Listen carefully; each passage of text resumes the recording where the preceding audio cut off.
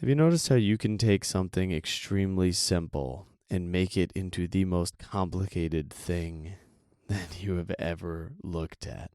I mentioned this in a previous episode in the last week or two, where you can lose the forest for the trees, right? You can go, oh, that's a forest, or you can go, oh, that is all of these trees. And so tell me more about the trees. Well, these trees are of these different species. And then what's interesting about that? And you dig a little deeper, and you go, oh, well, what are the trees actually? Well, they're made out of, well, not really made out of wood, but trees are where we get wood from, and then you can just get more and more complicated. Start talking about the atomic structure of these trees. You can reach a point where you were in the field of a lumberjack, and now you're in the field of a I don't know, an atomic physicist.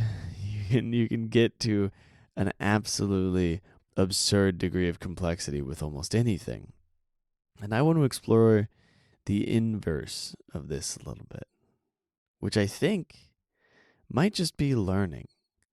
I think that when we take something extremely complicated and we structure it into pieces that we can really understand and start interconnecting them and start to understand the bigger picture and become able to navigate it, I think that's just learning how to do something. And one of the biggest mistakes that I run into, hopefully not everybody's running into this because I think it's a pretty frustrating one, but I think it might be common. One of the biggest mistakes I run into is trying to completely understand and control every single fundamental part of something. Rather than understanding the way that they connect, I keep digging deeper and deeper and deeper. Rather than looking at a desk and going, oh, legs support the main portion of the desk, the part that I put stuff on top of is supported by the legs. Okay, cool. Instead, I go, okay, I'm looking at these legs, but how do these legs really work? I can't just accept that they're legs. I have to go, okay, but what are they made out of? Okay, and what is that made out of? And what is that made out of? And at a certain point, I'm not talking about a desk anymore. I want to talk about this in relation to game development, which I'm realizing might be me doing that same thing again, just in a different way. This is Game, Develop, Repeat. I'm your host, Chris, and as always, thank you for joining me.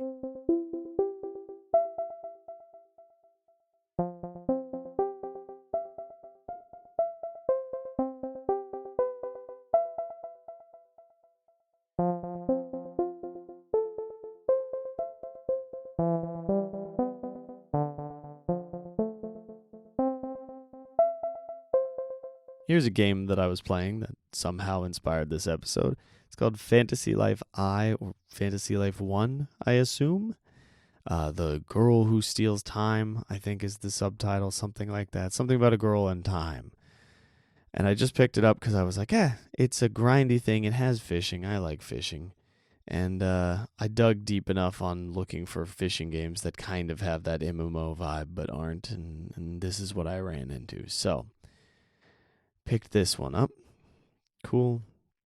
Played around with it a little bit. And somehow the structure of this game got me thinking about skill development. It's probably because it is a game where you grind skills, get better at them by doing the same thing. And then as you're doing the same thing, you learn little individual techniques and things that make you a bit better, a bit more proficient, and then quickly accelerate and get way, way better and just can absolutely rip through these skills and do things that were once much more time consuming or impossible very easily. That specifically didn't make me go, oh, let's look at the big picture. But it did make me start thinking about some other things in my life, some reading that I've been doing. I've been reading some Alan Watts, and I actually watched a bit of Lord of the Rings the other day with some friends. And watching the Fellowship of the Ring and having just that intro, listening to Concerning Hobbits and watching this happy lifestyle of everybody eating delicious food and having a good time and just being in a peaceful place. That also somehow inspired this. Because there's something peaceful about looking at the bigger picture in a calm way that makes you go, yeah, I understand how this is working. I see it, I get it, I can navigate it. And I think you can have a bit more control, or maybe it's a bit different control. You can have different control over the direction of things by looking at it on a larger scale than you get by looking at it at a tiny scale. Now, if you understand the fundamentals of the small stuff, then you're going to learn how to completely change the bigger picture, right? If you understand the cogs in the machine, you can make the whole machine more efficient. You can build a new machine that works differently, so on and so forth. But if you don't understand the purpose of the machine, you're screwed. So there's that balance. I lean hard on the understand every single detail of some problem, of some game, of whatever it may be, rather than just getting the purpose of it and the big picture of it. Now, gaming. Path of Exile. Let's talk Path of Exile for a second. The skill tree in Path of Exile, for those of you unfamiliar, is sort of inspired by the sphere grid in Final Fantasy X, which is a notoriously sort of overcomplicated skill tree for the game that it's in, but also very customizable, and you can do some weird fun stuff with it. So the Path of Exile skill tree is famously overwhelming. The first time you open it up, you go, whoa, what the heck? But it's also kind of like, oh, this is going to be really cool. There's so much customization in here. That is a good example of nitty-gritty control, right? You can have a node, you can have so many different little nodes that do different things. And some of them are just like add 5 dexterity, add 5 strength, but they have bigger impacts and so on. But I've always struggled with that skill tree because I look at it and I want to understand every single node that I want to place. I want to go, okay, I want to put this, and this. And then that means I need to plan the entire character's build. And if you haven't played the game before and you're looking at this skill tree, you're like, how am I supposed to know what the heck I want to be? And this is one of the great flaws of Path of Exile.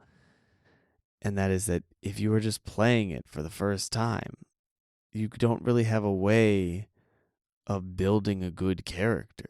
Right? You're going to play the game. There's no way for you to just guess your way or learn as you go on your first build. You're not going to make a good character the first time around. You're going to follow a guide, and then you'll make a good character. It'll be great. But it is not a friendly learning environment simply because of the extremely small scale nature of the atomic structure that you have to navigate. You don't just go, I want to make a character who's good at hitting things and survives pretty well, and then pick a few skills that have some bigger effects. No, you manage every little detail. And this is one of the challenges of programming and of game design. And this is a very tricky thing to integrate into the whole creative process in general, not just game design and programming, but almost any creative pursuit.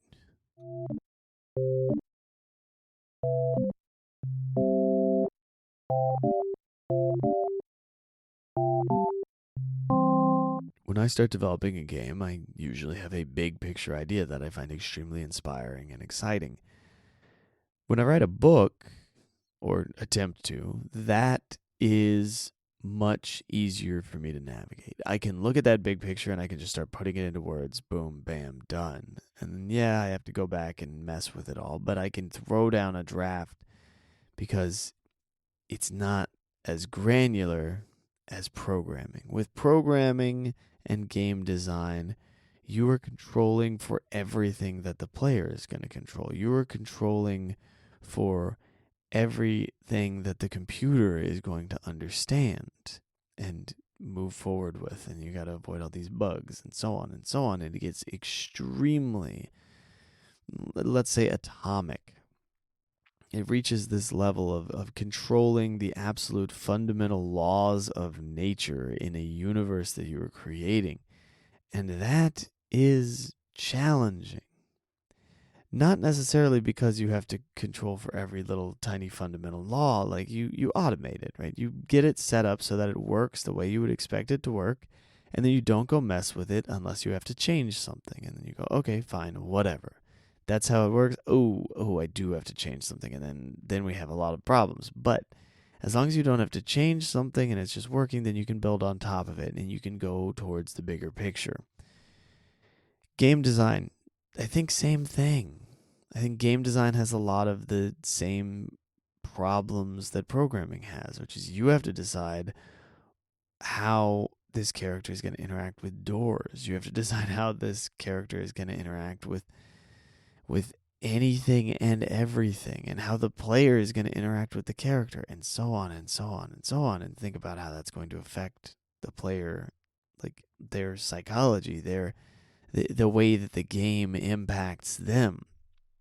How does having to press A to open a door change things? Does it get in the way of a moment in the game? Are there moments in the games where there shouldn't be any doors because you don't want to have an input, because then there's a pause and you want the player to be completely engulfed in some emotional moment? Do you want them to have to pause and think about whether or not to open the door? If they hesitate too long at the door, does something else happen? You're controlling reality in this weird little manufactured world. And when you're controlling reality, you have to navigate what scale you're controlling at any given point. And it's very easy to get lost in the sauce if you don't have clear, distinct roles, if you don't have clear ideas of what it is that you're really going for as well. And boy, do I run into problems with this. I'll have a big idea, I'll be inspired, I'll be excited, and then I'll start going, well, what is this going to do to the big picture? What is this going to do to the nitty-gritty? And I start trying to map out the entire game in my head on a microscopic level. And I think it is a skill, one that I'm not good at, to zoom out and look at the whole thing and see how much the thing you're working on right now matters. To be able to just go, this is what I'm doing right now, and then zoom out and rather than go, this is connected to this, is connected to this and that and the other thing, to just zoom out and go, this will probably have an impact on that stuff.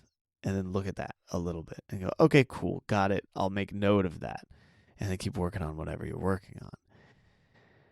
But I get lost in the smallest of details at times. I get lost in the sort of decision that is, and this is more on a game design side of things, the sort of decision that is just like, do we want save points? That will send me down a rabbit hole. That will send me down an insane and important rabbit hole that then connects to character stats, items, level ups, levels, world design. Like, are there going to be stages? And then have I been thinking about whether this is a roguelike or a JRPG? And there are so many different elements that are interconnected in weird ways. And it's really nice and really helpful to zoom out and look at the big picture and just go, is this going to move me towards making a fun game with the mood that I'm trying to make? And if you have enough of the underlying skills, then I think you can navigate the rest of it. And if not, then you can learn the underlying skills. But my pet theory of the night is you can figure it out based on the big picture. Because historically, I've been trying to figure out everything from the atomic level, building it up. Like, I don't think that's necessarily the way to go. I think it gets too ambiguous. There are too many possibilities when you can control every single atom.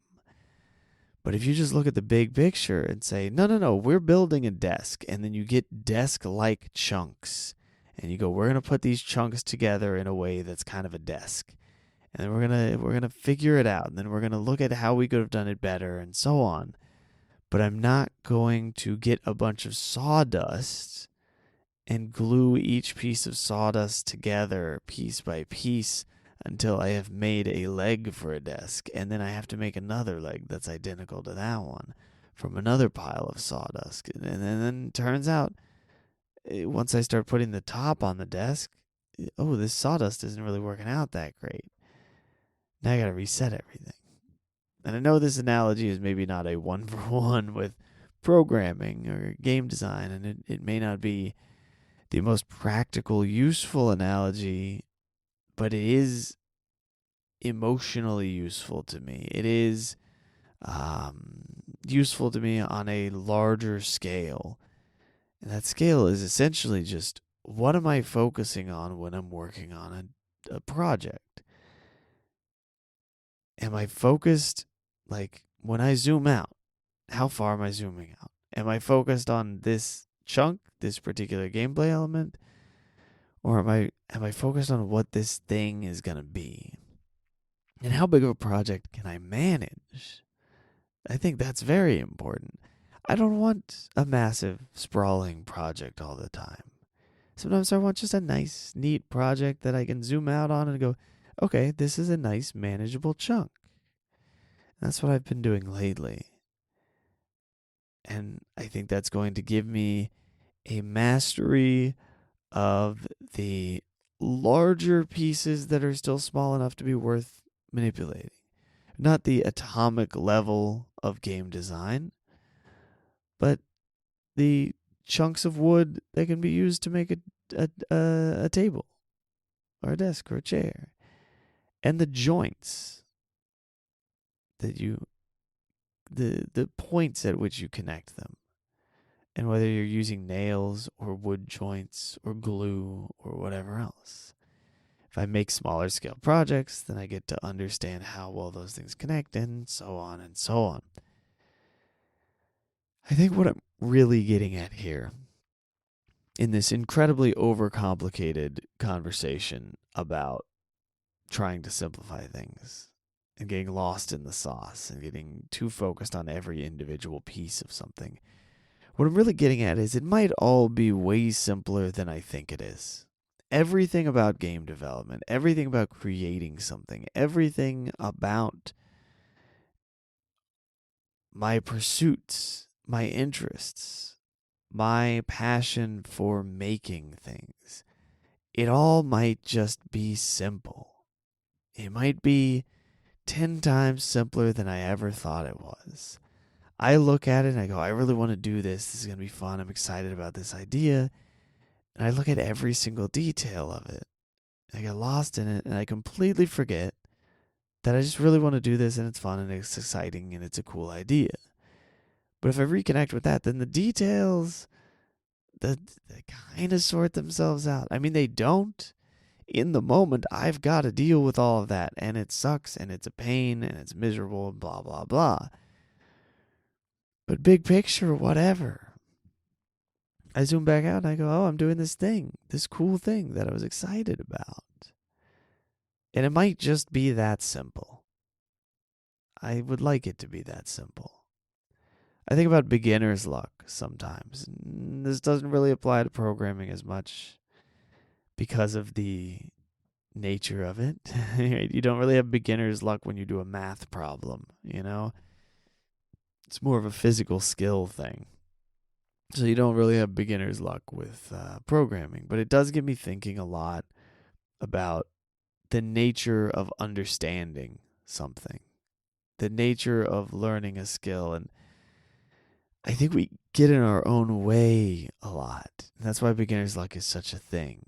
You throw a ball perfectly the first time, and you start thinking about it, and now you can't throw it well for years. You get a strike the first time you go bowling, and then that's not going to happen again for a while. You get bullseye on darts, whatever it may be.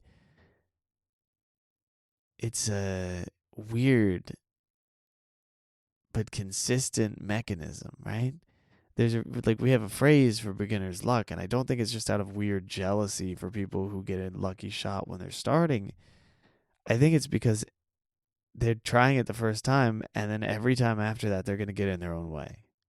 They do well, and they go, how did I do well? I must explain this. I must understand it so I can replicate it and get in my own way.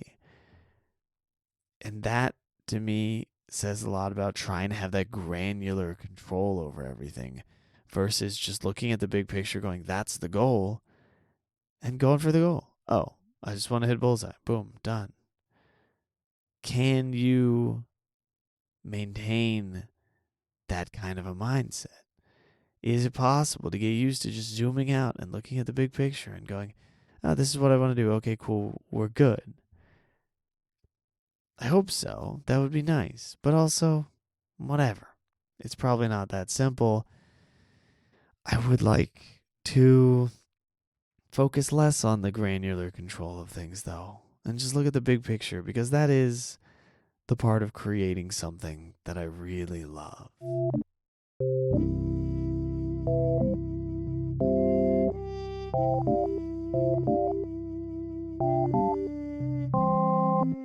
Here's a question for you. When was the last time that a creative project overwhelmed you, and what was it about it that got you? I think for me, the last one that I really remember was when I was working on the fishing dating simulator, and I just reached this point where there were so many small details that I didn't understand how to do.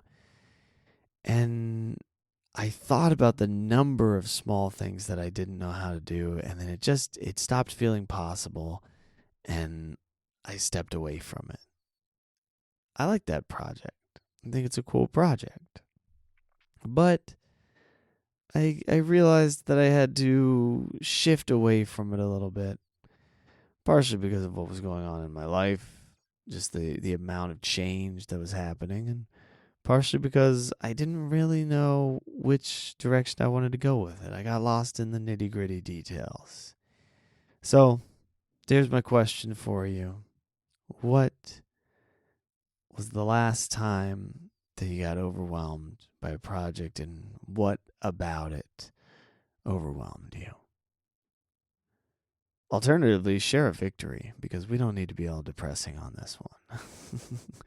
I am quite sleepy, though, which is probably why the episode energy might have been a little weird today. That is everything that I've got for you this week. As always, thank you so much for joining me, and I will catch you in the next one. Until then, get out there, make some stuff, and have fun with it. Bye-bye.